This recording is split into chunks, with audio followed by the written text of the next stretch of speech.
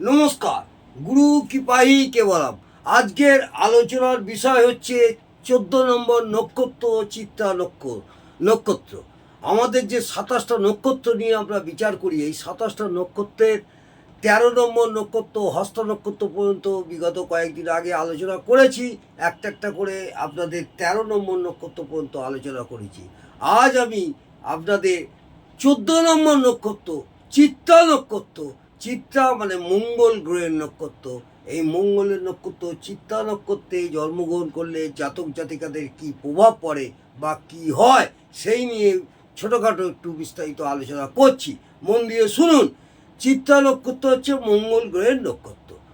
কন্যা রাশিতে চিত্রা নক্ষত্রে জন্মগ্রহণ করলে, কন্যা রাশিতে চিত্রা নক্ষত্রে জন্মগ্রহণ করলে জাতক বা জাতিকা দেহ সুখহীন বা শারীরিক সুস্থতা তুলনামূলকভাবে কম থাকে। মাথায় রাখবেন। আবার বলি, কন্যা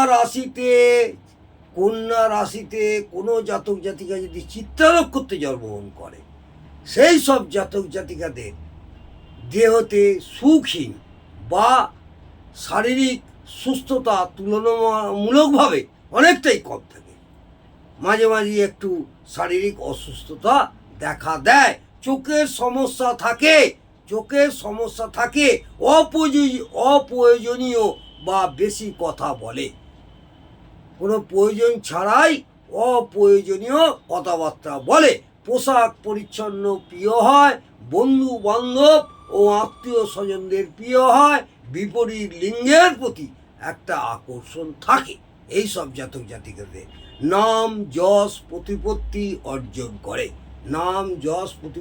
অর্জন করে ও পছন্দ করে, মাতৃভক্ত হয়, হাতের কাজকর্ম আঁকা, শিল্পকার্য ইত্যাদিতে পারদর্শী হয়। এটা মাথায় রাখবে। মেধাবী হয় ও মেধা শক্তি বেশি হয়। মাঝে মধ্যে এরা একা থাকতে পছন্দ করে। দাঁতের সমস্যা থাকে, মাঝে মধ্যেই একটু দাঁতের সমস্যা হবে, এবং এরা একটু জ্ঞানীও হয়। যদি তুলা রাশিতে চিত্রা নক্ষত্র পড়ে, কোনো জাতক জাতিকা যদি তুলা রাশি হয়, সেখানে চিত্রা নক্ষত্রে জন্মগ্রহণ করে, ওই সব জাতক জাতিকারা মিষ্টভাষী হয়, কথাবার্তা খুব সুন্দর ধরনের মিষ্টভাষী কথাবার্তা বলে, দাঁতের সমস্যা থাকে, জ্ঞানী শান্ত প্রকৃতির হয়, সভ্য ভদ্র নম্র বন্ধু বা আত্মীয় স্বজনের প্রিয় হয়। এটা মাথায় রাখবেন। পেটের সমস্যা একটু থাকে, এইসব জাতক জাতিকাদের পেটের সমস্যা থাকে। ব্যবসা বাণিজ্যের অভিজ্ঞ হয়, গাছপালা বা বাগান বা ফুল গাছ বা ফুলের বাগান এরা পছন্দ করে। গোপন শত্রু থাকে, এটা মাথায় রাখবেন। এইসব জাতক জাতিকাদের গোপন শত্রু থাকে।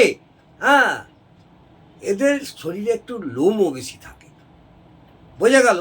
তাহলে চিত্রা নক্ষত্রে কন্যা রাশিতে যদি জন্মগ্রহণ করে, অর্থাৎ কন্যা রাশি হচ্ছে বুধের অধিপতি, সেখানে চিত্রা নক্ষত্র মঙ্গলের অধিপতি। এই মঙ্গল গ্রহ যদি চিত্রা নক্ষত্রে থাকে তাহলে কি হয়, এবং তুলা রাশির অধিপতি হচ্ছে শুক্র।